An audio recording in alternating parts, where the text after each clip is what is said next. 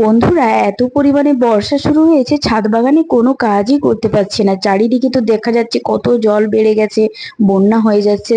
তোমাদের ওই দিকের অবস্থা কেমন আমাকে একটু জানিও। আর আমার ছাদ বাগানে এই কুঁদরি গাছগুলো আমি কেটে ফেলেছি। আর এই একটা মাচা ছিল, সেই মাচাটা ভেঙে গেছে, কারণ ওই একটা মাচার মধ্যে কুঁদরি, কুমড়ো, ওদিকে পুঁই শাক সমস্ত গাছ উঠে গিয়েছিল। তার মধ্যেও আমার এই আঙুর গাছটা ছিল। আঙুর গাছের একটা ডাল দেখো ছাদের মেঝেতে পড়ে রয়েছে। এই আঙুর গাছটার এবারে একটু যত্ন করব। কুঁদরি গাছ কেটে দেওয়ার ফলে একটা সুবিধা হয়েছে, এই বেগুন গাছগুলো খুব ভালোভাবে বাড়তে পারবে।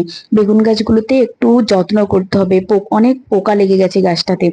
আর গাছের গোড়াতেও অনেক আগাছা হয়ে গেছে। আগাছাগুলো তো পরিষ্কার করার জন্য একটু রৌদ্রের দরকার। বর্ষাতে তো আর ছাদে কাজ করা যায় না। প্রতিদিনই বর্ষা হচ্ছে। আর এদিকে আমি একটা ছোট্ট লেবু চারা লাগিয়েছিলাম, সেটাতে দেখলাম আমার একটা লেবুও ধরে আছে।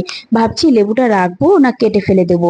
তো আর ওই দেখো তিনতলার ছাদে আমার কিছু ফুল হয়ে আছে। ওই ফুলগুলো পুজোর জন্য তুলে নিতে হবে। এখনো বৃষ্টি আসবে, মেঘটা একেবারে অন্ধকার হয়ে আছে, দেখেছো? আর এই প্রথম আমার ছাদ বাগানে কচু ফুল হয়েছে। আমি এই কচু ফুলের ভিডিও ইউটিউবে দেখেছি, কচু ফুলের পকোড়া করে খায়। তোমরা কি এই কচু ফুল কেউ খেয়েছো?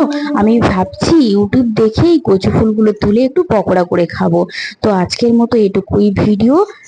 দেখা হচ্ছে নেক্সট ভিডিওতে। টাটা।